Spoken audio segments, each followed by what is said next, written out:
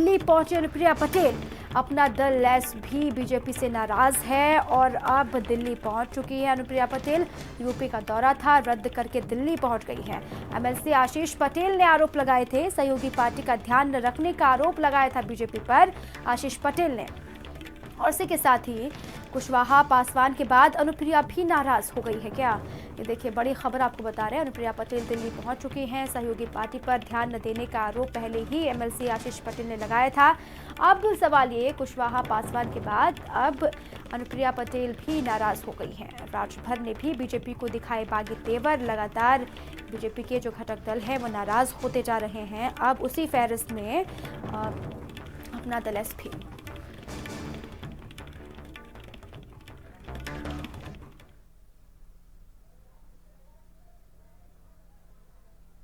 मध्य प्रदेश, छत्तीसगढ़ और राजस्थान की हार से एनडीए को सबक लेना चाहिए और हमारा उद्देश्य प्रधानमंत्री नरेंद्र मोदी जी को फिर से प्रधानमंत्री बनाना है।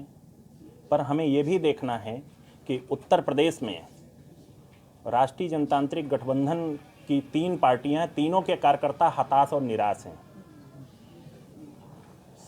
विधायक, सांसद और मंत्री सभी नाराज हैं।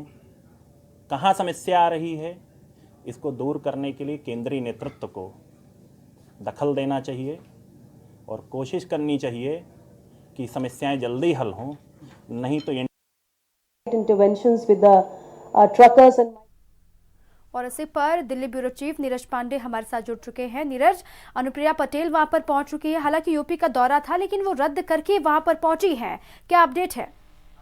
जी बिल्कुल दीपा, दिल्ली पहुंची है अनुप्रिया पटेल। चूंकि कहीं ना कहीं एनडीए के जो घटक दल हैं, जो गठबंधन अपना दल एक बहुत महत्वपूर्ण पोजीशन में है। हाँ। 2 लोकसभा सीटें हैं अपना दल के पास, इसके अलावा 9 विधायक हैं जो उत्तर प्रदेश में। हाँ। तो ये देखा जाए एक मजबूत सिपाही की तरह अपना दल और भारतीय जनता पार्टी दोनों ने लोकसभा और विधानसभा चुनाव लड़ा। और अब चूंकि 2019 का लोकसभा चुनाव से पहले अगर इस तरह की बातें आ रही कि कहीं ना कहीं गठबंधन में रिफ्ट है, दोनों लोगों में सामंजस्य की स्थिति नहीं बन पा रही, तो निश्चित रूप में एक बड़ी पॉलिटिकल घटना है। हाँ। निश्चित रूप में जिस तरह से आशीष पटेल खुद ये कह रहे थे कि कहीं ना कहीं सम्मान नहीं मिल रहा, तो हाँ। ये साफ दिखा रहा है कि एनडीए में सब कुछ ठीक ठाक नहीं चल रहा। हाँ। है। अभी तक जिस तरह से बिहार की पोजीशन अमित शाह ने संभाली थी, उसके बाद ये उत्तर प्रदेश में सामने आ रहा है, तो कहीं ना कहीं लोकसभा चुनाव से पहले भारतीय जनता पार्टी को मंथन करने की बिल्कुल नीरज। और लोकसभा चुनाव 2019 से पहले बीजेपी के लिए ये खबर कि लगातार घटक दल जो उससे दूर हो रहे हैं, नाराजगी जाहिर कर रहे हैं, वो बिल्कुल भी अच्छी नहीं है।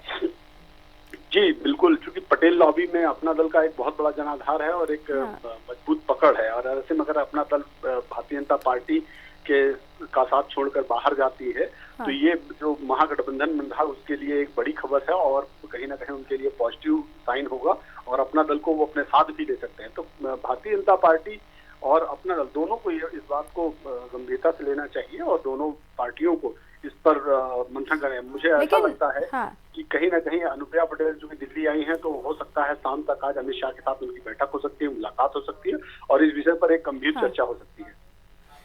ठीक है नीरज, आप बने रहिए हमारे साथ, आपके पास में फिर आऊंगी। बसपा के प्रवक्ता सुदेंद्र भदौरिया साहब कुछ कह रहे हैं, वो सुनाते हैं पहले।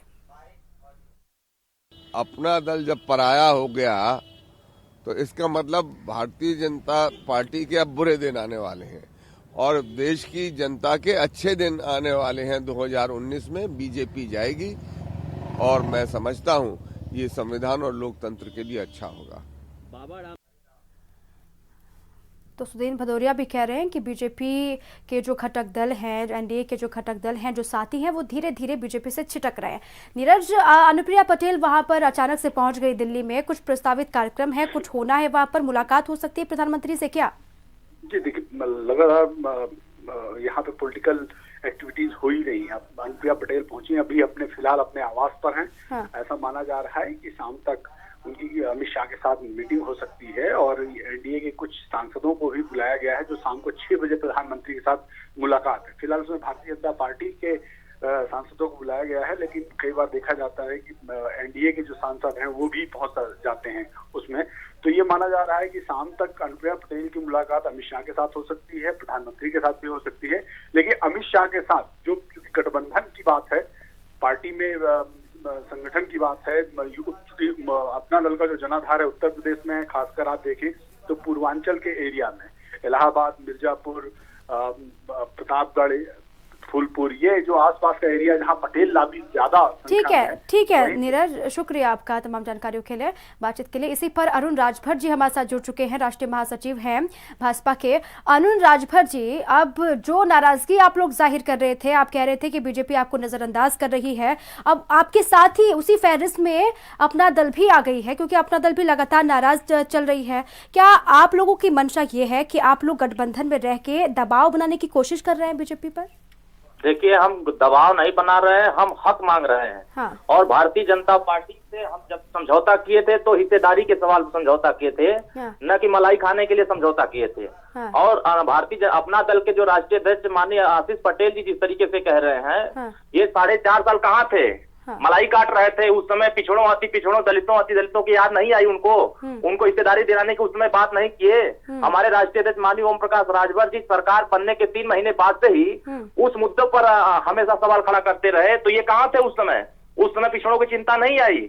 आज सरकार जाने की कंडीशन में है, तो ये चिंता सताने लगी पिछड़ों की।